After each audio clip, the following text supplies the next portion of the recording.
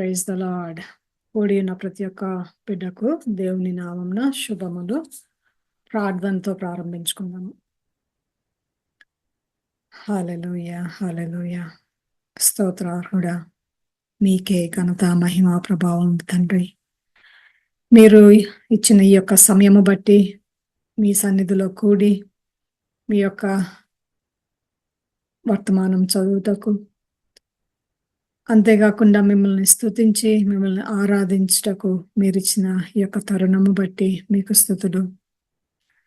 మీ యొక్క వాక్య పాఠంలోకి వెళ్ళుచుండగా నాయన మేమందరము కూడా ఎంతో ఆశతో తండ్రి మీ యొక్క వాక్కు కొరకై ఎదురు చూస్తున్నాము నాయన. మాకు మా యొక్క హృదయాలను మా యొక్క ఆత్మలను సిద్ధపరచండి. మీరు మాట్లాడు ప్రతి వాక్యము మా యొక్క హృదయాలలో నాటుకుని మీ యొక్క వాక్యానుసారంగా మేము జీవించినట్లు మీ యొక్క సాక్షికరమైన బిడ్డలుగా ఉండుటకు మీ యొక్క కృప మా మీద ఉంచమని ఈ ప్రార్థన మీ ప్రియకుమారుడైన యేసుక్రీస్తు నామమున అతి వినయంతో వేడుకొంచున్నాము తండ్రి. ఆమేన్. పోయిన వారం మనము ఈ యొక్క ఆది కాండములోనికి మనం ఆల్మోస్ట్ మన 3వ అధ్యాయము ముగించుకున్నాము. ముఖ్యంగా దేవునితో ఉన్నప్పుడు జీవితం ఎట్లా ఉంటుంది, దేవుని లేనప్పుడు జీవితము ఎట్లా ఉంటుంది, లేకుంటే దేవుడు మనకి మన జీవితము ఎలా ఉండాలని ఆయన మనల్ని నిర్మించుకున్నారు, కానీ మనము ఏ విధంగా దానికి ప్రతిస్పందించాము అన్నది మనము విపులంగా పరిశుద్ధాత్మ దేవుడు ఎంతో బలంగా మనతో మాట్లాడారు. అయితే ఈ యొక్క 4వ అధ్యాయము ప్రవేశించినప్పుడు మొదటిగా మనం తెలుసుకోవాల్సింది ఏంటిదంటే, ఆదాము అవ్వను ఆయన ఆశీర్వదించారు ఫలించమని.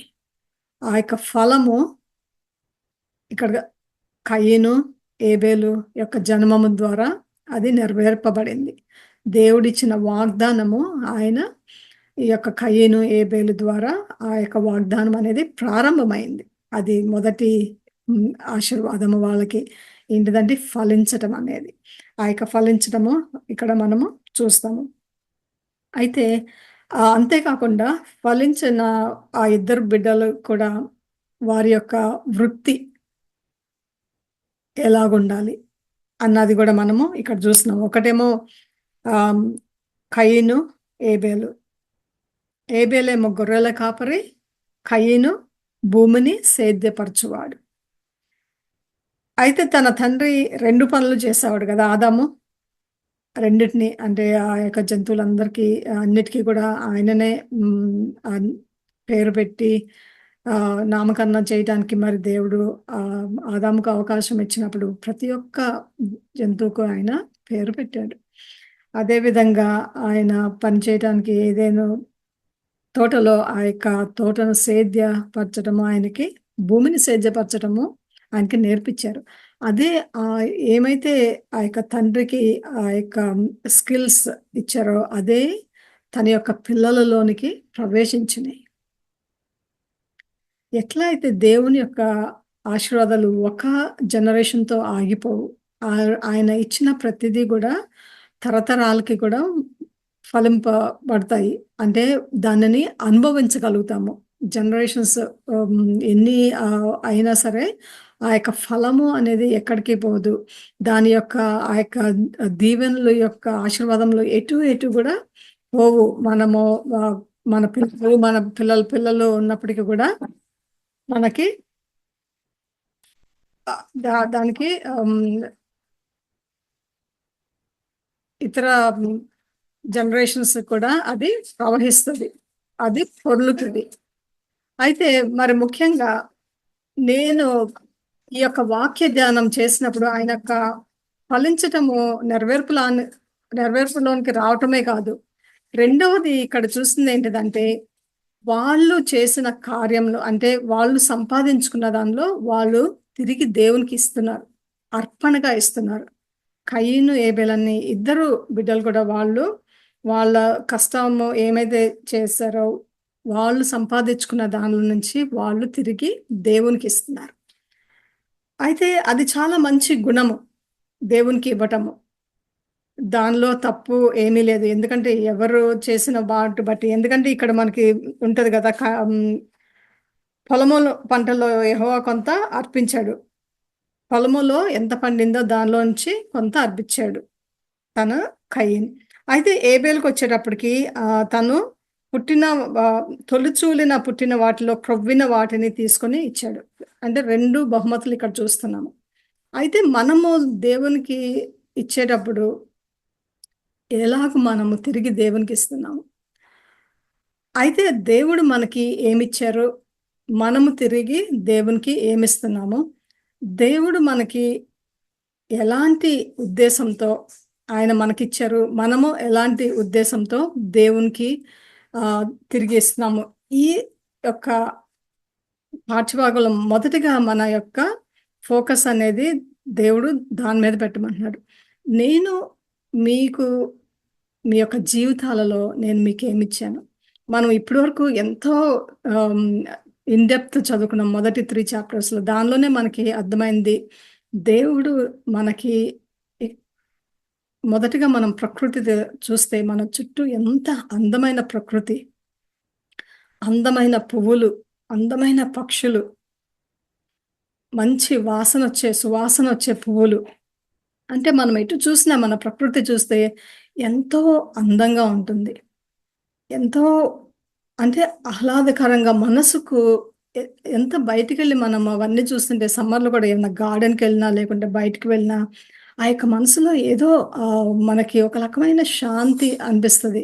ఎందుకంటే ప్రకృతిలో అదుంది. దేవుని యొక్క సృష్టిలో ఆ యొక్క ప్రభావం అనేది ఉంది. అంతేగాదు ఆయన ప్రకృతి నిర్మించడం గాకుండా, ఆ యొక్క ప్రకృతి ఎట్లా అంటే మనకి పోషించే విధంగా ఇచ్చారాయన. అంటే మనకి ఆహారం దానిలో నుంచే వస్తది. ఒకవేళ మనకి ఏమన్నా ఆహ్, హ్మ్, ఆహ్, అనారోగ్యత ఉన్నప్పుడు ఆ యొక్క ఆహ్, మెడికల్ ఇవి గూడా దానిలోనే ఉంటాయి. అంటే మనము హీల్ అవ్వటానికి కావాల్సిన అవి గూడా మనకి నేచర్‌లోనే ఉంటాయి. ఆ చెట్లలో అయ్యుండొచ్చు ఏదైనా. లేకుంటే మంచి ప్రెషస్ స్టోన్స్ మనం జూసుకోవచ్చు. ఎన్ని గోల్డ్ అన్నా, సిల్వర్ అన్నా ఏదైనా అవన్నీ జూసుకున్నా గూడా అవన్నీ గూడా ప్రకృతిలో నుంచే వస్తాయి. లేకుంటే మనము ఈ ఇల్లు కట్టుకున్నామంటే ఈ యొక్క చెక్కలు గానీ, ఏదైనా గూడా మళ్ళీ మనకి ఆ ప్రకృతి నుంచే వస్తది. ఆ యొక్క ఇటుకలు చేశామంటే ప్రకృతిలో నుంచే తీసుకొని మనము చేస్తున్నాం. కాబట్టి మనం ఏ విధంగా చూసుకున్నా మనకి ఉన్న ప్రతి ఒక్క అవసరము అనుదినము మనకి అవసరమైనవన్నీ కూడా మనకి ప్రకృతిలో నుంచి వచ్చినియి. అంటే దేవుని సృష్టిలో నుంచి వచ్చింది. అంటే మనకి అవి అందంగా ఉండటమే కాదు, కానీ మన జీవితానికి మనకి అవసరంగా ఉండేటటువంటివి, మన జీవితంలో మనకి తృప్తి కలిగించేవి, మన జీవితంలో మనకి స్వస్థతను అనుగ్రహించేవి అన్నీ కూడా దేవుడు ఆ యొక్క ప్రకృతి నుంచే మనకి ఇస్తూ ఉన్నారు. అంతే కాకుండా దేవుడు జ్ఞానమిచ్చారు. దేవుడు జ్ఞానం ఇవ్వకపోతే ఆదాము బహుశా అన్ని జంతువులకి పేర్లు పెట్టేవాళ్ళు కాదేమో! పేరంటే ఏమో తెలియకపోవచ్చు. ఎట్లా పేర్లు పెట్టాలో తెలియకపోవచ్చు. కానీ దేవుడిచ్చిన ఆ యొక్క జ్ఞానము వల్ల వ ఆహ్, ఆదాముకి ఆ యొక్క జ్ఞానం అదనిచ్చారు. ఈరోజు గూడా మనము ఇంత పెద్ద పెద్ద డిగ్రీలు సంపాదించుకుంటున్నామంటే, లేకుంటే ఇంత గొప్ప విషయాలు ఎంతగా ఇన్వెంట్ చేశామంటే, అంతకుముందు కాళ్ళ నడకన వెళ్ళేవాళ్ళు. తర్వాత మనకి బైసికల్స్ వచ్చుండొచ్చు. లేకుంటే బస్సులు, కార్లు, ఏరోప్లేన్‌లు అంటే టెక్నాలజీకి ఒకటి లేదు. అంటే ఒక ఏమంటారు? హద్దనేది లేదు. లిమిట్ అనేది లేదు. ఆ యొక్క దేవుడు ఇచ్చిన జ్ఞానము అది రోజు రోజుకి మానవులకి ఎక్కువ ఉంటది. కాబట్టి ఆయన ఇచ్చిన జ్ఞానము కాబట్టి ఆయనిచ్చిన ప్రకృతి అందంగా ఉండటమే కాదు, దాంతో పాటు మన అనుదిన ఆహారంకి పనికొచ్చే విధంగాను, మన ఆ శరీరానికి పనికొచ్చే విధంగాను, మనం బలపరిచే విధంగాను, అంతేకాకుండా ఆ దేవుడిచ్చిన ఆ యొక్క జ్ఞానము వల్ల మానవుడు ఈరోజు అంత మంచి ఇల్లు కట్టుకుంటున్నా, లేకుంటే అంత మంచి ఉద్యోగాలు చేస్తున్నా, ఇవన్నీ గూడా దేవుడిచ్చిన జ్ఞానము వల్లనే అవి అవుతున్నాయి. అయితే ఇవన్నీ ఆహ్, ఉంచిన పరిశుద్ధాత్మ దేవుడు నాకు చెప్తున్నాడు. ఆయన ఇవ్వటము ఎప్పుడూ ఆపలేదు అని చెప్పి. అది నిజమే అనిపిచ్చింది. ఎందుకు అని అంటే, పరిశుద్ధాత్మ దేవుడు నాకు ఎట్లా ఈ యొక్క బోధ నాకు ఇచ్చారంటే, దేవుడు ప్ర ఎట్లా సృష్టి ఒక మర్మమైతే, మనము న్యూ టెస్ట్‌మెంట్ నూతన నిబంధనలకొచ్చేటప్పటికి, ఆయన మనకి పోయిన వారం మనం ఇంగ్లీష్‌లో గూడా యోహాను సువార్తలో చూసాం గదా! తన ఏకైక కుమారుడిని. అంటే జనరేషన్స్ అన్నీ అయిన తర్వాత ఆఖరికి ఏంటంటే దేవుడిని వాళ్ళంతా పాపంలోనికి దేవునికి దూరంగా ఉన్నప్పటికీ ఆయన ఇవ్వటం ఆగలేదు. ఆయన ఆహ్, దేవుడు తన ఏకైక కుమారుడిని ఈ లోకంలోనికి పంపించారు. ఎందుకంటే పాపముతో నిండిన ఈ యొక్క జనాంగాన్ని రక్షణ ఇవ్వాలని తన యొక్క కుమారుణ్ణి ఒక బలిగా ఆ శిలువ మరణము ద్వారా మనకి రక్షణ కలగాలని తన కుమారుణ్ణి పంపించారు. ఎందుకంటే మనము చాలా ఎప్పుడు మనం ఎట్లా అంటే భౌతికంగా ఎక్కువ ఆలోచిస్తాం గదా! మనకంటే మనకి బట్టల గురించి, ఉద్యోగాల గురించి, కుటుంబాల గురించి, మన హోదా గురించి, మన డిగ్రీల గురించి, మన ఆఫీస్‌లో మనం ఏం ర్యాంక్‌లో ఉన్నాము. అంటే మనం ఎప్పుడు గూడా ఈ యొక్క లోకరీత్యా ఆలోచిస్తాము. దేవుడు అవన్నీ సమకూర్చారు. ప్రతి ఒక్కటి కూడా ఆయన సమకూర్చారు. కానీ మనము ఎక్కడ అంటే ఆయన హృదయాన్ని మనం ఎప్పుడు గూడా అంతగా మనం పట్టించుకోము. అందుకే ఆయన ఎక్కువ మనకి ఈ యొక్క ఆదికాండం ప్రారంభించినప్పుడు కూడా ప్రతి ఒక్కరు మన యొక్క సర్మన్స్‌లో కూడా ఆయన చెప్పింది మనకేంటిదంటే, నా యొక్క హృదయాన్ని చూడండి. నేను ఎలాంటి హృదయంతో నేను చేస్తున్నాను. నేను ఏ ఉద్దేశంతో ఇది నిర్మించాను, ఏ ఉద్దేశంతో మిమ్మల్ని సృష్టించాను, ఎందుకు నేను ఇది చేశాను. ఇదంతా కేవలము ఆయన ప్రేమ. ఆయన ప్రేమను కనపరుచుకోవాలని, మనతో సహవాసము ఉంచుకోవాలని. అంతకు మించి ఆయనకి వేరొక కోరిక లేదు. ఆ రోజు అదే కోరిక, ఈరోజు గూడా దేవునికి అదే కోరిక. ఆ యొక్క కోరికలో ఆయనది ఏమీ మారలేదు. అదే కోరిక. అయితే మనము ఎంత ఆహ్, మనకి ఇచ్చిన ప్రతి ఒక్క అవసరతను మనము మర్చిపోవటమే గాదు. కానీ ఆహ్, పరిశుద్ధాత్మ దేవుడు ఏం చెప్పారంటే, మరి మీకు రక్షణ ఎక్కడి నుంచొచ్చింది? నా యొక్క కుమారుడిని నేను పంపబట్టే కదా! నా యొక్క కుమారుడు ఈ యొక్క లోకంలోనికొచ్చినప్పుడు మీ అందరికీ గూడా మంచే చేశారు. ఏంటంటే కళ్ళు లేని వాళ్ళకి కళ్ళు తెప్పిచ్చారు. కుష్టు రోగులకి స్వస్థతను అనుగ్రహించారు. అయితే చెవులు లేని వాళ్ళకి చెవులు వినిపించినాయి. చనిపోయిన వాళ్ళని లేవనెత్తారు. ఆయన ప్రేమ అంటే దేవుని రాజ్యం గురించి చెప్పారు. దానిలోని ఆనందం గురించి చెప్పారు. నా ద్వారా మీకు తండ్రితో తిరిగి సహవాసము కలుగుతది అన్న ఒక మంచి వార్తను అంతేకాదు నేనక్కడికి వెళ్ళి మీకు మీ యొక్క గదులన్నీ సిద్ధపాటు చేస్తాను అన్న ఒక పెద్ద హోప్. ఇవన్నీ గూడా అంటే తండ్రి సృష్టి అప్పుడు మనకి అనుగ్రహించారు. అక్కడితో మనం ఎట్లా ఉన్నప్పటికి గూడా ఆయన ఇవ్వటం అనేది ఆగలేదు. పరిశుద్ధాత్మ దేవుడు చెప్పేదేంటంటే అనునిత్యము అనుగ్రహిస్తూనే ఉన్నాడు దేవుడు. ప్రతి దినము, ప్రతి క్షణము గూడా మనకి కావాల్సిన బతకాలంటే మనకు కావాల్సిన ఊపిరి దగ్గర నుంచి ప్రతి ఒక్కటి గూడా ఆయన మనకి అనుగ్రహిస్తున్నారు. కానీ అయితే ఇప్పుడు మరి దేవుడు మనకింత సమృద్ధిగా ఇచ్చారు. తన కుమారుడిని పంపించారు. తన కుమారుడు ఇక్కడున్నప్పుడు ఆయన ప్రేమపూర్వకంగా ఎంత ప్రేమామయుడు యేసుక్రీస్తు ప్రభు. ఆయన ఎన్నో కార్యాలు చేశారు. ఎంతోమందికి క్షమాభిక్ష పెట్టారు. శిలువ మీద గూడా ఆయన చనిపోతూ అంత శ్రమ పడుతూ రక్తము కారుతూ ఆ సమయంలో కూడా తండ్రి వీళ్ళేం చేస్తున్నారు? వీళ్ళకి తెలియదు నాయనా వీళ్ళని క్షమించు అన్నాడు. అంత గొప్ప క్షమాభిక్ష పెట్టారు మనకి. అయితే ఆయన వెళ్ళిపోతూ గూడా ఆయనేమన్నారంటే, అక్కడితో ఆగలేదు ఆయన ఇవ్వటం అనేది. యేసుక్రీస్తు ప్రభువు గూడా వెళ్ళిపోయేటప్పుడు ఏం చెప్తారంటే, మిమ్మల్ని అనాథలుగా ఉంచటం నాకు ఇష్టం లేదు. అందుకే నేను మీకు పరిశుద్ధాత్మ దేవుడిని పంపిస్తాను అన్నాడు. పరిశుద్ధాత్మ దేవుడు అనునిత్యము మనలో ఉండే విధంగా ఆయన ఇస్తానని చెప్పారు. అంతటితో అయిపోయిందా? అక్కడ కూడా అవ్వలేదు కదా!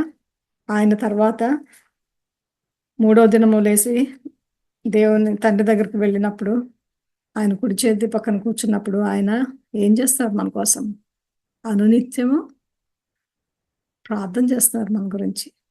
హి ఈస్ ఇంటర్సీడింగ్ ఫర్ అస్, మన గురించి. ఇవ్వటము, దేవుడు ఇవ్వటము ఎప్పుడూ ఆగలేదు. ప్రారంభం నుంచి ఈ దినం వరకు ఆగలేదు. ఇక ముందు కూడా ఆగదు. ఎన్ని తరాలొచ్చినా పర్వాలేదు.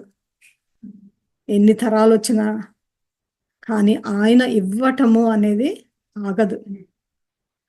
అయితే మరి మనము అది దేవునిది గురించి, లేకుంటే యేసుక్రీస్తు ప్రభు గురించి, లేకుంటే పరిశుద్ధాత్మ దేవుని గురించి, ఇవన్నీ మనకి ఇస్తూనే ఉంటారు. క్షమాపణ ఇస్తుంటారు. మనకి మార్గాలు చూపిస్తా ఉంటారు. మనకి నూతన జీవితం ఇస్తారు. అన్నిటికన్నా మించి మనకి కావాల్సింది క్షమాపణ, మనకి రక్షణ.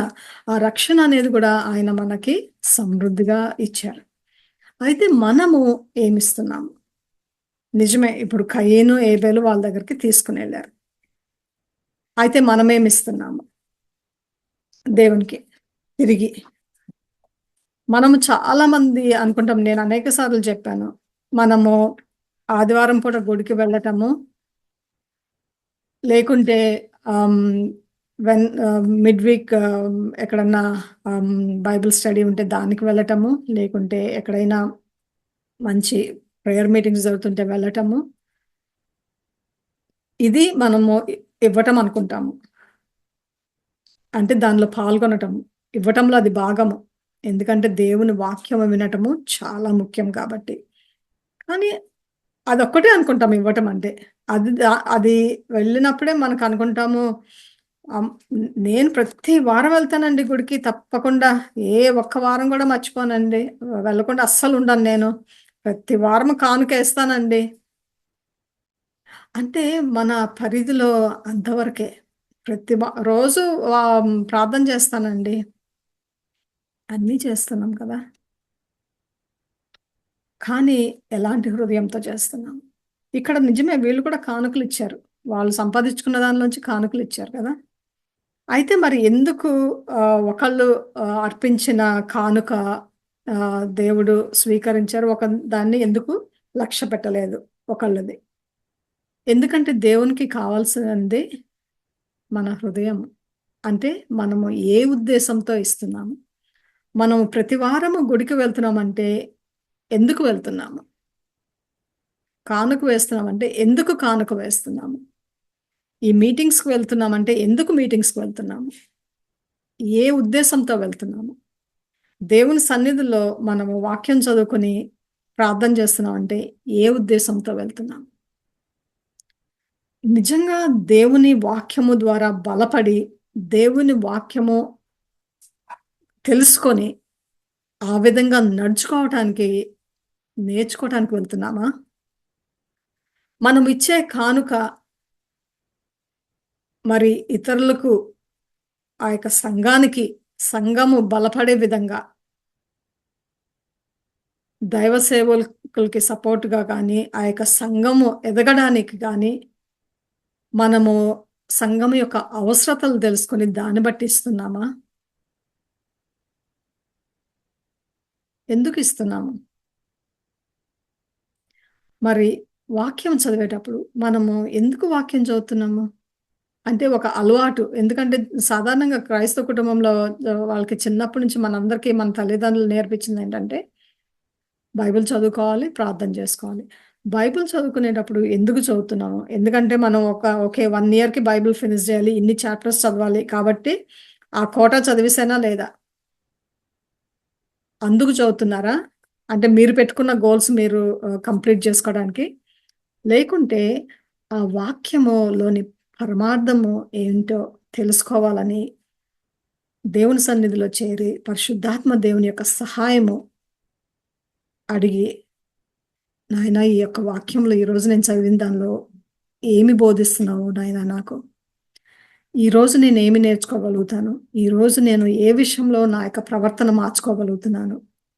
అది నాకు నేర్పించు నాయనా అని ఆ ఉద్దేశంతో అంటే వాక్యంలోని మర్మాలు దేవుడు ఆ వాక్యము ఎందుకు పెట్టారు? ఆ వాక్యము నాకు ఏ విధంగా నా జీవితంలో నేను అవలంబించుకోగలను? ఏ విధంగా నేను నా యొక్క జీవితంలో నేను మార్పు తెచ్చుకోగలను? ఈ విధంగా మనము ఆలోచిస్తున్నామా? ఎందుకు? ఎందుకు మనం వాక్యం చదువుతున్నాం? ఆ యొక్క వాక్యము చదవటంలో ఉద్దేశం ఏంటిది? మరి ప్రార్థన. ప్రార్థన చాలా మనకి ఎట్లా అంటే పొద్దున్నే లేవగానే నాయన ఈ యొక్క దినమంతా మీరు మాకు కాపాడండి తండ్రి అని ఒక 2 ముక్కలు నూతన దినం ఇచ్చినందుకు ధన్యవాదాలు. ఈ దినమంతా మాకు తోడుగా ఉండండి. అంతే. సాయంత్రం పడుకునే ముందు దేవా ఈ దినమంతా కాపాడినందుకు మీకు స్తుతులు నాయనా. ఈ రాత్రంతా సుఖనిద్ర అనుగ్రహించండి. మళ్ళీ నూతన దినం మాకు అనుగ్రహించండి. అంటే ఆ మాటలు అలవాటు ప్రకారము మనకి చిన్నప్పటి నుంచి సండే స్కూల్‌లో అయ్యుండొచ్చు, తల్లిదండ్రుల్లో అయ్యుండొచ్చు, లేకుంటే మన అమ్మమ్మలు, నానమ్మలు, తాతయ్యలు వాళ్ళు నేర్పించినవి ఏదైనా అయ్యుండొచ్చు. అంటే అది అలవాటుగా వస్తున్నాయి ఆ పదాలు మన నోట్లో నుంచి. లేకుంటే మనం ఉద్దేశపూర్వకంగా నిజంగా దాన్ని అంటే మనం పలికే ప్రతి మాట గూడా నిజంగా మన హృదయంలో అదేనా మనం అడుగుతున్నది ఉన్నది. మన హృదయంలో ఉన్నది ఉన్నట్టుగా అడుగుతున్నామా? దేవుని సన్నిధిలో కూర్చొని, దేవా ఈ దినము నేను ఈ తప్పు పని చేశాను. వీళ్ళని నేను హృదయం నొప్పించాను. వీళ్ళతో నేను కొద్దిగా హార్ష్‌గా మాట్లాడాను. లేకుంటే దేవా ఈ పని నేను చేయకుండా ఉండుండాల్సింది. నన్ను క్షమించు తండ్రి. లేకుంటే దేవా ఈ యొక్క వ్యక్తి వల్ల నాకు హృదయము ఎంతో గాయపడింది. నాకు ఎంతో దిగులుగా ఉంది. ఆ యొక్క గాయాన్ని నాలో నుంచి తీసివేసి, నాకు క్షమించే హృదయం నాకు అనుగ్రహించు. ఎవరైతే నన్ను నా యొక్క హృదయాన్ని నొప్పించారో వాళ్ళను క్షమించు తండ్రి. ఈ విధంగా ఉంటున్నాయా? లేకుంటే దేవుని ఇ సన్నిధిలో చేరి ఆయనని స్తుతించి, ఆరాధించి ప్రతి ఒక్క ఆయన చేసిన అనేక మేలులను తలుచుకుని మనము ప్రార్థిస్తున్నామా? లేకుంటే సంతోషంగా ఉన్నప్పుడు అందరిని పిలుసుకొని ప్రేయర్ మీటింగ్ పెట్టుకొని అన్నీ చేసుకొని సంతోషంగా కృతజ్ఞతలు చెల్లించి ఒక్క కష్టం రాగానే ఎందుకు దేవునికి ప్రేయర్స్ ఎందుకు వేస్టు? నా చందాలు వేస్టు. ఆదివారాలు గుడికి వెళ్ళటం వేస్టు. ఇప్పటివరకు నేను చేసిందంతా వేస్టు. దేవుడు ఎట్లాగో నా ప్రార్థనకి ఎట్లాగో సమాధానం ఇవ్వడు అని దేవుని మీద అలుగుతున్నామా? లేకుంటే దేవునితో మాట్లాడుతున్నామా? కష్టంలో, సుఖంలో, ఆరోగ్యంలో, అనారోగ్యతలో అన్ని సందర్భాల్లో. ఎందుకంటే దేవుడు మనకెప్పుడు ఇవ్వటం ఆపలేదు. మనం అమాయకంగా ఉన్నప్పుడు, ఆదాము అమాయకంగా ఉన్నప్పుడు ఇవ్వటం ఆపలేదు. వాళ్ళు పాపం చేసినప్పుడు, అమాయకత్వం పోగొట్టుకున్నప్పుడు, ఆయన చెప్పిన మాటకు విరుద్ధంగా చేసినప్పుడు, ఆయన ఎప్పుడు గూడా ఇవ్వటం ఆపలేదు. వాళ్ళని ప్రేమించటము ఆపలేదు. వాళ్ళ అవసరతలు తీర్చటము ఆపలేదు. వాళ్ళకి కావాల్సిన ప్రతి ఒక్కటి అమర్చటము ఆయన ఆపలేదు. ఎంత పాపంలో వెళ్తున్నా గూడా మనము ఆహ్, అన్ ఆహ్, పాత నిబంధనలో మనకు చూస్తే ప్రవక్తల ద్వారా కానీ, ఎవరి ద్వారా అయినా సరే, ఈ రోజుల్లో అంతే కదా! మనకి అనేక మంది ప్రవక్తలున్నారు. అనేక మంది దైవజనులున్నారు. వాక్యము విస్తరింపబడుతుంది. కానీ మనం ఆ వాక్యంలో నుంచి ఏం తీసుకుంటున్నాము? ఏ అసలు ఎందుకెళ్తున్నాం దేవుని సన్నిధికి? ఏ ఏమివ్వటానికెళ్తున్నారు? మీ హృదయాన్ని ఇస్తున్నారా? మీ సమయం ఇస్తున్నారనుకుంటున్నారు. కానీ సమయం గూడా దేవుడిని నిజంగా ఆరాధించటానికి, ఆయన ప్రేమించటానికి ఆహ్, చేస్తున్నారా? లేకుంటే ఆహ్, హ్మ్, ఆహ్, అక్కడికెళ్ళి ఏమంటారు మామూలు సోషల్ లైఫ్ గురించి మనం చర్చ్‌కెళ్తున్నామా? మనం చర్చ్‌కెళ్ళే పర్పస్ ఏంటి? మనం ప్రార్థించడానికి ఉన్న పర్పస్ ఏంటి? ఎందుకంటే పరిశుద్ధాత్మ దేవుడు చెప్పిందేంటిదంటే, ఇది మనము మొదటిగా గ్రహించాలంట. దేవుడు చేసినవి ఏమిటి అన్నది మనం గ్రహించి, మరి తిరిగి ఇచ్చేటప్పుడు మనము ఏమిస్తున్నాము? ఎలాగూ ఇస్తున్నాము? ఏమిస్తున్నామంటే ఒకటి, మరి అందరం చెప్పుకోవచ్చు మేము సమయం ఇస్తున్నాము, మాకు తోచినంత ఇస్తున్నాము, మేము తోచినంతగా సహాయం చేస్తున్నాం. మాకు వీలున్నప్పుడు దేవునితో ప్రార్థన చేస్తున్నాం. మాకు టైం కుదిరినప్పుడు మేము చేస్తున్నాము. మాది చాలా బిజీ లైఫ్. అంటే దేవుడొక్కడే బిజీగా లేరనమాట గదా! అందరూ అనుకుంటారు దేవుడికి ఏం పని లేదు. నాకివ్వటమే ఆయన పని. ఇవ్వు, ఇవ్వు, ఇవ్వు ఎట్లా అంటే గివ్, గివ్, గివ్ ఎప్పుడు ఎంతసేపు ఏం తీసుకుందామా దేవుని దగ్గర నుంచి, ఏం తీసుకుందామా దేవుని దగ్గర నుంచి. ఎన్నడూ గూడా దేవునికి ఏమిద్దాము? దేవుని సన్నిధిలో చేరి, అప్పా! ఐ లవ్ యూ అని ఎప్పుడైనా చెప్పారా? ఎన్ని సార్లు మనము వాళ్ళకి నాకు ఇక్కడ నొప్పుంది, నాకు అక్కడ నొప్పుంది, నాకు ఇదొచ్చింది, నాకు అదొచ్చింది. మా ఇంట్లో ఈ సమస్య ఉంది. మా యొక్క సంఘంలో ఈ సమస్యలున్నాయి. మా యొక్క పనిలో వీళ్ళలో ఈ సమస్యలున్నాయి. నా పిల్లలకి ఈ సమస్యలు, మా తల్లిదండ్రులకి ఈ సమస్యలు. అంటే మనము సమస్యలు, సమస్యలు, సమస్యలు.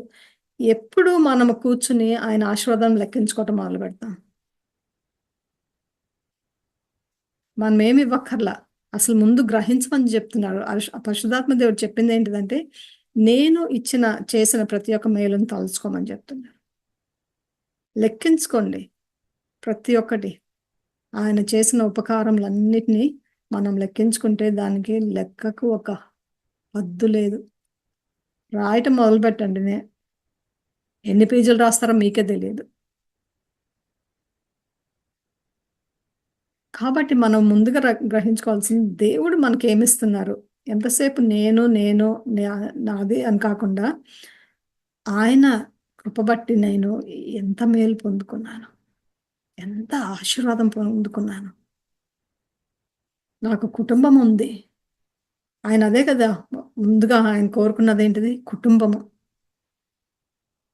ఆయన మా మానవులు సహవాసము, ప్రేమ పంచటం, వారి యొక్క కోరికలు తీర్చటం, వారి యొక్క అవసరతలేమన్నా ఉంటే ముందుగానే ఆలోచించి అవన్నీ ఇవ్వటం. మరి దేవుని సంఘంలో ఉన్న అవసరతలను గ్రహిస్తున్నారా? మీరు వెళ్ళే సంఘాలకి? మీరు ఏ సంఘంకెళ్ళినా పర్వాలేదు. మీరు వెళ్ళే సంఘాలలో వాళ్ళ అవసరత ఏంటి? కొంతమందికి అవసరత ఉండకపోవచ్చు కొన్ని చర్చెస్‌లో. కానీ కొన్ని చర్చెస్‌లో చాలా అవసరం. కొన్ని చర్చెస్‌లో ప్రేయర్ అనేది చాలా అవసరము. కొన్ని చర్చెస్‌లో ప్రేయర్ అనేది ఎప్పుడూ ఉంటది. కానీ ఆ యొక్క సంఘస్థులకి ఆ యొక్క స్పిరిచ్యువల్‌గా వాళ్ళని దగ్గరికి తీసుకురావటం అది నీడ్ అయ్యుండొచ్చు. కానీ సంఘంలో ఉన్న నీడ్స్ ఏంటి? మనం కుటుంబంలో ఉన్న నీడ్స్ మనం ప్రతి క్షణము మనం ఆలోచిస్తూనే ఉంటాము. అది కూడా మరి మన ఆత్మీయ కుటుంబమే కదా! మరి ఈరోజు పరిశుద్ధాత్మ దేవుడు మనందరికీ చెప్తున్నారు.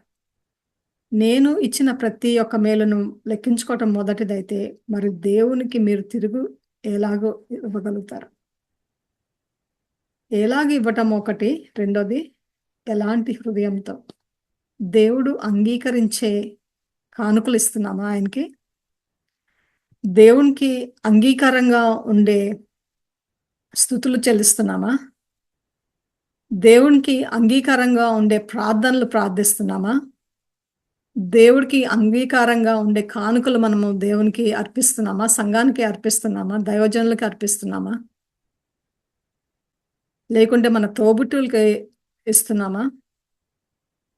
ఎందుకంటే లేని వాళ్ళకి ఇస్తే అది దేవుడంటాడు నాకిచ్చినట్టే మీరెప్పుడైతే వాళ్ళకి సహాయం చేశారో అప్పుడు మీరు నాకిచ్చినట్టు. నేనెప్పుడు నీ దాహం తీర్చాను ప్రభువా! నేను నీకెప్పుడు ఆహారం పెట్టామంటే నువ్వెప్పుడైతే లేని వాళ్ళ దగ్గరికెళ్ళి వాళ్ళకి ఆహారం ఇస్తావో, వాళ్ళకి తాగటానికి నీరిస్తావో, వేసుకోవడానికి వస్త్రం ఇస్తావో, అవి నాకిచ్చినట్టు. ఎందుకంటే వాళ్ళు నా పిల్లలు. నా కుటుంబంలోకిచ్చావు నువ్వు. దేవుడు ఎప్పుడు ఒక కుటుంబంగానే ఆలోచిస్తారు. ఒక పిల్లలుగానే ఆలోచిస్తారు. ఉన్నవాళ్ళైనా, లేని వాళ్ళైనా. అందుకే అంటారు కదా! ఉన్నవాళ్ళు ఎందుకంటే లేని వాళ్ళకి ఇవ్వటానికంట. ఉన్నవాళ్ళు ఇంకా సంపాదించుకొని ఇంకా గొప్ప అయిపోవటానికి కాదు. కానీ ఉన్నవాళ్ళు లేని వాళ్ళ మీద ఒక కన్ను వేసి వాళ్ళకి లేనప్పుడు వాళ్ళకి ఇవ్వటానికి. మన ద్వారా ఇప్పిస్తున్నారు దేవుడు. ఉన్న వాళ్ళ ద్వారా లేని వాళ్ళకి దేవుడు ఇప్పిస్తున్నారు. మరి పరిశుద్ధాత్మ దేవుడు చెప్పినప్పుడు మనం వింటున్నామా? మరి మనం ఇచ్చే కానుక, మనం ఇతరులకి చేసే సహాయము, ఇతరులతో మాట్లాడే మాటలు, మాటల ద్వారా బలపరుస్తున్నామా? ఎప్పుడు కూడా మనం ఎప్పుడు పాస్టర్‌లు కొద్దిగా మాట్లాడితే ఎప్పుడు అనుకుంటారు, పాస్టర్‌లు ఎప్పుడు డబ్బు గురించి మాట్లాడతారనుకుంటారు.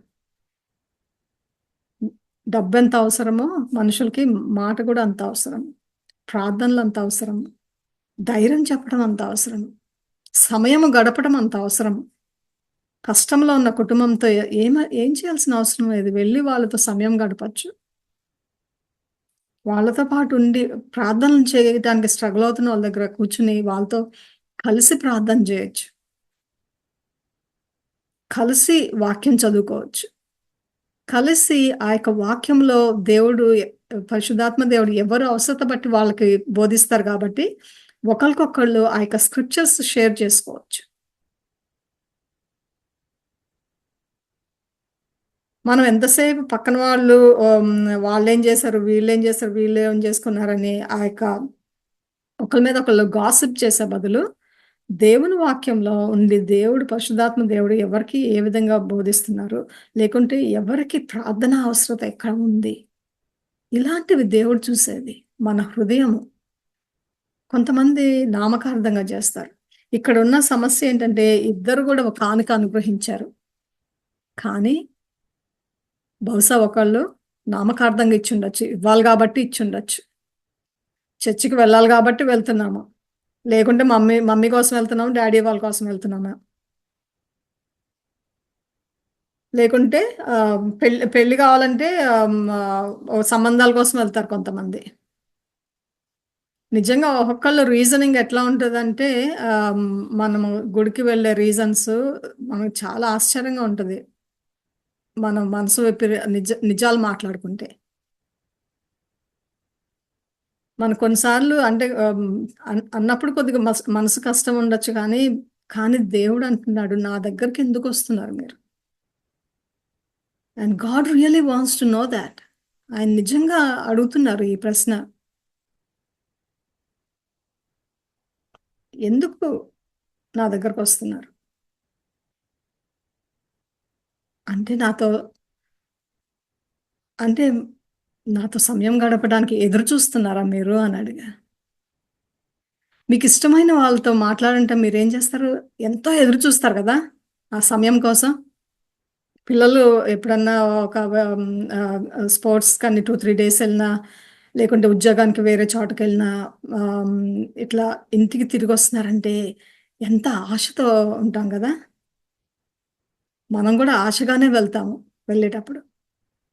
ఇంతకాలానికి మా మమ్మీ, డ్యాడీ వాళ్ళని చూస్తున్నామా అని. నేను కెనడా నుంచి ఇండియాకి వెళ్ళేటప్పుడు ఎప్పుడూ అది ఆ యాంటిసిపేషన్ నేను మా మా మమ్మీ, డ్యాడీ వాళ్ళని చూడటానికుంటది. మా అన్నయ్యని చూడటానికుంటది. మరి ఆ యొక్క హృదయంలో ఆ యొక్క ఇది ఆహ్, అంతే ప్రేమతో, అంతే యాంక్సైటీతో అంటే ఆ యొక్క ఓవర్‌ఫ్లోయింగ్ లవ్‌తో are we going to God? దేవుని దగ్గరికి అట్లా ఎళ్తున్నామా? దేవునితో సమయం గడపడానికి are you desperate about it? దేవునితో గడపాలి. అయ్యో! ఇంకా టైం అయిపోయింది. ఈ పని ఎప్పుడే నేను దేవుని దగ్గరికెళ్ళాలి. అంటే మనకి ఆ యొక్క ఆశ ఉన్నదా మీ హృదయాలలో? దేవుని సన్నిధికి వెళ్ళటానికి, దేవునితో సమయం గడపడానికి, దేవుని యొక్క హృదయం తెలుసుకోవడానికి, దేవుని యొక్క కార్యాలు చేయడానికి, దేవుడు చెప్పిన మార్గంలో వెళ్ళటానికి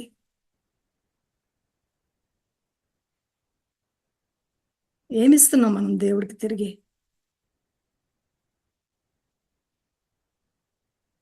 ఎలాంటి హృదయంతో మనం దేవుని దగ్గరికెళ్తున్నామో, ఎలాంటి హృదయంతో ఆయన కార్యాలు చేస్తున్నాము. ఒకవేళ గనక మనం నామకార్థంగా చేస్తే అది చూసే వాళ్ళకి తెలియకపోవచ్చు. కానీ మన హృదయాలు దేవునికి తెలుసు. మీ హృదయం మీకు కూడా తెలుసు. మీరు స్వార్థంతో చేస్తున్నారా? లేకుంటే అందరి ముందు కనిపించడానికి చేస్తున్నారా? లేకుంటే దేవుని యొక్క ప్రేమను బయలుపరచడానికి ఈ యొక్క చిన్న కార్యం ద్వారా దేవుని ప్రేమ చూపిద్దాము ఇతరులకి.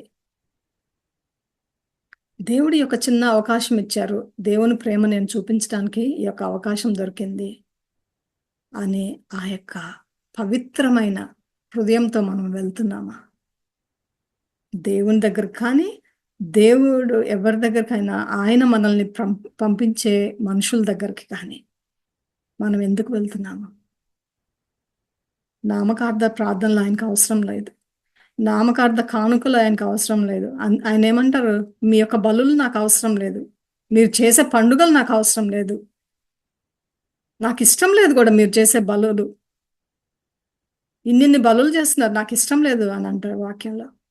ఎందుకంటే ఆయనకు తెలుసు. వాళ్ళు ఒక అలవాటు ప్రకారము ఏదో చేయాలి గాబట్టి చేస్తున్నారు. పశ్చాత్తాపంతో చేయట్లేదు వాళ్ళు.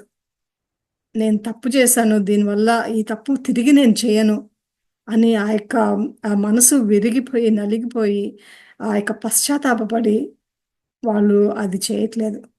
వాళ్ళు చేసేవి. మనం దేవుని దగ్గరికెళ్ళినప్పుడు ఆ యొక్క పశ్చాత్తాపంతో వెళ్తున్నామా? మనం చేసే పాపాలు ఒప్పుకుంటున్నామా? దినమంతా మనము ఎన్నో తప్పులు చేస్తాము. తెలిసి కొన్ని చేస్తాం. తెలియక చేసిన తప్పులుంటాయి. తెలిసి చేసినయుంటాయి. కనీసం తెలిసిన తప్పులు మనము ప్రతిరోజు నిజంగా దేవుని సన్నిధిలో చేరి, దేవా! నన్ను క్షమించు నాయనా! ఈ తప్పు నేను చేయకుండా ఉండాల్సింది. నేను నీ యొక్క బిడ్డలాగా ప్రవర్తించలేదు ఇవాళ. ఈ మాట అనటం ద్వారా నిన్ను ఘనపరచలేదు. లేకుంటే దేవా! నాకు ఈ అవకాశం ఇచ్చావు. నా మా నా నాలుక మీద ఇంత మంచి మాట పెట్టావు. వాళ్ళు బలపడ్డారు. ఈ యొక్క అవకాశం ఇచ్చినందుకు నాకు మీకు కృతజ్ఞతాస్తుతులు నాయనా! ఇంత మంచి అవకాశం ఇచ్చినందుకు. కానీ అది హార్ట్ టు హార్ట్ కన్వర్జేషన్ దేవునితో మాట్లాడుతున్నారా? పరిశుద్ధాత్మ దేవుడు మనకు నేర్పించేది ఏంటిదంటే మంచి అయ్యుండొచ్చు, చెడు అయ్యుండొచ్చు. కానీ ఉన్నది ఉన్నట్టుగా, ఉన్న పాటుగా రమ్మంటాడు కదా దేవుడు. ఎందుకంటే మనము ఉన్నది ఉన్నట్టుగా దేవునితో మాట్లాడగలుగుతున్నామా? ఎవరితో మీరు ఉన్నది ఉన్నట్టుగా మాట్లాడతారు? మనం నిజంగా ఈ యొక్క జీవితంలో మనం మాట్లాడుకుంటే మనకి ఎవరమైతే బాగా ఇష్టముంటారో, ఎవరమైతే మనం నమ్మకంగా ఉంటదో, ఎవరి మీదైతే నమ్మకం ఉంటదో, ఆ యొక్క ఒక ఫ్రెండ్ అయ్యుండొచ్చు, లేకుంటే వాళ్ళ ఒక స్పౌస్ అంటే భార్య అయ్యుండొచ్చు, భర్త అయ్యుండొచ్చు, తల్లిదండ్రులు అయ్యుండొచ్చు, పిల్లలు అయ్యుండొచ్చు. అంటే ఎవరి దగ్గరైతే కంఫర్ట్ ఉంటదో, ఎవరి దగ్గరైతే నమ్మకం ఉంటదో, వాళ్ళకి వాళ్ళ హృదయంలో ఉన్నయన్నీ చెప్పుకుంటున్నారు. అయితే మీకు మీ దేవుని మీద నమ్మకం ఉందా? ప్రతి ఒక్కళ్ళు పరీక్షించుకోవాలిప్పుడు. దేవుని మీద నమ్మకం ఉందా? మనుషుల్ని నమ్మిన విధంగా మనుషులనైతే నమ్ముతున్నారు. మీకున్నవన్నీ చెప్పుకుంటున్నారు. మంచి, చెడు అంతా చెప్పుకుంటున్నారు. What about God? ప్రతి ఒక్కటి అనుగ్రహించి, ప్రతి మార్గము సరళం చేసి, దేవుడు ఆశగా ఎదురు చూస్తున్నారు తెలుసా? ప్రతి ఒక్కళ్ళ గురించి దేవుడు ఎంతగానో ఆశగా, ఎట్లా ఉంది బిడ్డ నీ దినము ఈరోజు? He wanted to know how the day is. నీ దినం ఎట్లా ఉంది? దినంలో సంతోషకరమైన కార్యాలేంటిది? ఎంతమందికి నువ్వు ఒక మాదిరికరంగా ఉన్నావు? ఏమేమి ఆశీర్వాదాలు పొందుకున్నావు? నా యొక్క స్వరం ఎన్ని సార్లు విన్నావు? ఎన్ని సార్లు నువ్వు నా దగ్గరకొచ్చావు దినమంతట్లో? ఏమన్నా కావాల్సినొచ్చినప్పుడు మొదటగా నా దగ్గరకొచ్చావా? నేను నీలోనే ఉన్నాను కదా! నన్నడిగావా ఆ యొక్క సమస్య గురించి? నాతో మాట్లాడావా ఆ యొక్క సమస్య గురించి? ఆ యొక్క ఆనందాన్ని నాతో పంచుకున్నావా?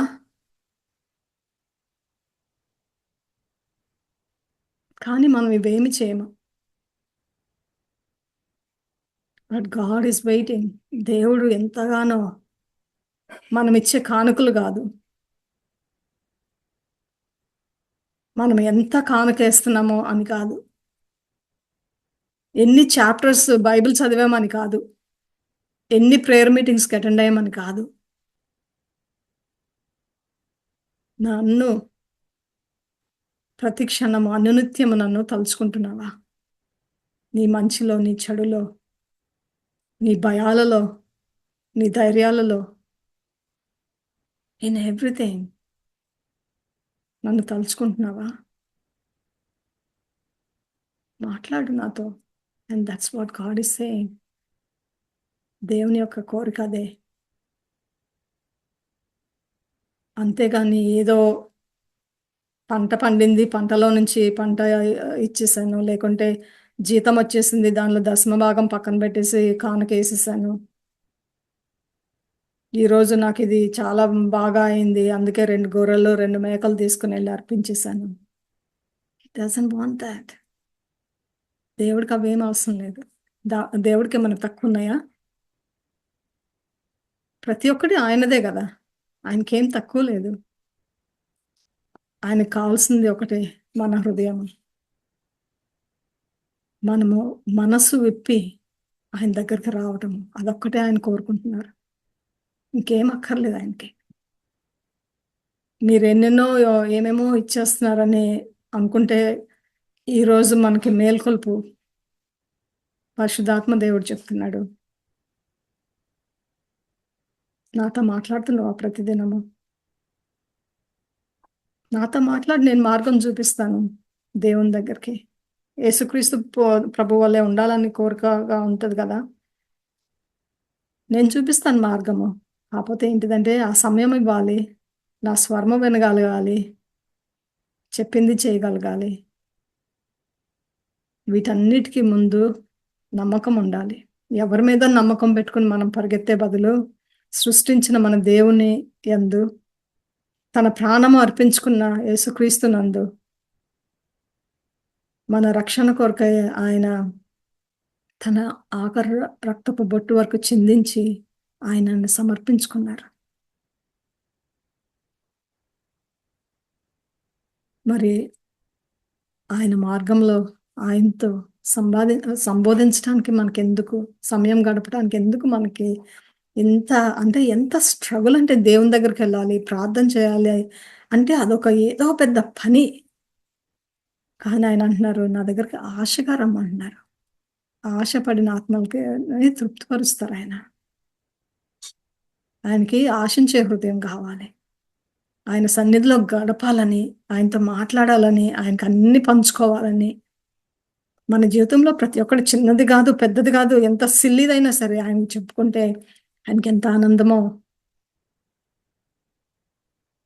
మరి ఈ సమయంలో మనము నేర్చుకోవాల్సింది ఏంటిదంటే, ఏదో మనకి ఉన్న దానిలోంచి ఒకటి ఇచ్చేసి మనం పెద్ద ఫేవర్ చేస్తున్నట్టు, లేకుంటే పెద్ద ఘనకార్యం చేస్తున్నట్టు కాకుండా, నిజంగా heart to heart talk with God. ఆయన కోరుకునేది అదే. మనం ఏదన్నా మనం తిరిగి ఇవ్వాలనుకుంటే, మనసు విప్పి ఉన్నది ఉన్నట్టుగా ఆయన సన్నిధిలో చేరి ఆయనతో మాట్లాడటం ఆయనకి ఎంతో ప్రియమైన విషయం. అందరూ కూడా ఈ యొక్క వాక్యాన్ని హృదయంలోనికి తీసుకుని, మనము ఆయన దగ్గరికి అప్రోచ్ అయ్యే విధానాన్ని మనము మార్చుకొని, దేవునికి మనము ఏమేమి సంగతులు చెప్పచ్చా అని మనము ముందుగానే అనుకుని, సంతోషంగా ఆయన దగ్గరికి పరిగెత్తుకుంటూ వెళ్ళి, మమ్మీ మమ్మీ మమ్మీ అని పిల్లలు ఎట్లా స్కూల్ నుంచి వచ్చి అన్ని కబుర్లు చెప్తారో, ఆ విధంగా మనం కూడా దేవుని దగ్గరికి వెళ్ళి ఆ దినంలో అయినవన్నీ కూడా దేవుని సన్నిధిలో చెప్పుకుంటే ఆయనకు అంతకన్నా ఇంకొకటి ఏది అవసరం ఉండదు. కాబట్టి మన ప్రార్థనా విధానము, మనం ఇచ్చే సమయము, ఇచ్చే కానుకలు, ప్రతి ఒక్కటి కూడా మన యొక్క యాటిట్యూడ్, మన యొక్క మోటివేషన్, దేవుని మీద ప్రేమ, అదొక్కటే. దేవుని ప్రేమ బట్టి చేయాలి ఏది చేసినా. అదొక్కటి మనము ఎప్పుడైతే చేసుకోగలుగుతామో, దేవుడు ఈ వాక్యం మనకి ఇవాళ చెప్పిన దానిలో ఒకటి నేర్చుకున్నది అవుతుంది. దేవుడి యొక్క వాక్యాన్ని దీవించును గాక. హల్లెలూయా. కరుణామయుడా, స్తుతులకు పాత్రుడా, గొప్ప దేవుడవు నాయన. నా దేవా, మమ్మల్ని క్షమించండి. మా యొక్క అవసరత బట్టి అనేక సార్లు మీ దగ్గరకు వస్తాము. ఏమన్నా ఇబ్బందులుంటే మీ దగ్గరికి వస్తాము. కానీ తండ్రి, మీరు మా జీవితంలో ఇచ్చిన ప్రతి ఒక్క కానుకను మేము మర్చిపోతూ ఉంటాం తండ్రి. క్షమించండి. మాకు నాయన పరిశుద్ధాత్మ దేవా, నూతన హృదయాన్ని అనుగ్రహించండి. ప్రతి విషయంలోనూ నాయన మీ యొక్క మేలుల్ని మేము తలంచుకొని మీకు కృతజ్ఞత కలిగి జీవించుటకు, మీరు ఇచ్చిన ప్రతి ఒక్క ఆశీర్వాదాన్ని మేము లెక్కించుకొని మీకు కృతజ్ఞతాస్తుతులు కలిగి జీవించున్నట్లు నాయన మీరు మాకు నేర్పించండి తండ్రి. అంతేకాకుండా నాయన మీ సన్నిధికి వచ్చినప్పుడు, మీ సన్నిధిలో మేము కానుక తీసుకుని వచ్చినప్పుడు తండ్రి, అది మీకు అంగీకారంగా ఉండేటట్టు మీరు మాకు బోధించండి తండ్రి. ఏ విధంగా మేము మీకు అంగీకారమైన జీవితాన్ని మేము జీవించగలమో నాయన, అది మాకు బోధించండి మా ప్రభువా. మా యొక్క హృదయాలందరినీ నాయన మీ యొక్క పాదాల చెంత పెడుతున్నాం తండ్రి. నాయన మా యొక్క హృదయాలను మలచండి నాయన. మీకు ఇష్టమైన రీతిలో యేసుక్రీస్తు ప్రభువుకి మేము ఆయన నామానికి ఘనపరిచే విధంగా నాయన మేము ప్రవర్తించినట్లు, మేము ఇతరులకు మాట్లాడినప్పుడు కానీ, ఏమన్నా సహాయం చేసినప్పుడు కానీ, ఎవరినన్నా దర్శించినప్పుడు కానీ నాయన మేము క్రీస్తు పోలిన వారు వలె ఉండి నాయన ఆ యొక్క ప్రేమను మేము పంచుటకు మీ యొక్క కృపను అనుగ్రహించండి. ఎంత ప్రేమతో అయితే మీరు మాకు ప్రతి ఒక్కటి అనుగ్రహించారో, మేము కూడా ఏది ఇచ్చినప్పటికీ నాయన, అది మీకైనా ఇతరులకైనా మీరు మా జీవితాల్లో పెట్టిన ఏ వ్యక్తికైనా నాయన, మేము అదే విధమైన యొక్క ప్రేమతో ఇవ్వగలిగే హృదయాలను మా అందరికీ అనుగ్రహించమని ఈ ప్రార్థన మీ ప్రియకుమారుడైన యేసుక్రీస్తు నామమున అతి వినయంతో వేడుకొంచున్నాము తండ్రి. ఆమేన్. ప్రభువైన యేసుక్రీస్తు కృపయు, దేవుని ప్రేమయు, పరిశుద్ధాత్మ సహవాసమును మీకందరికీ తోడయుండును గాక. ఆమేన్. God bless you all.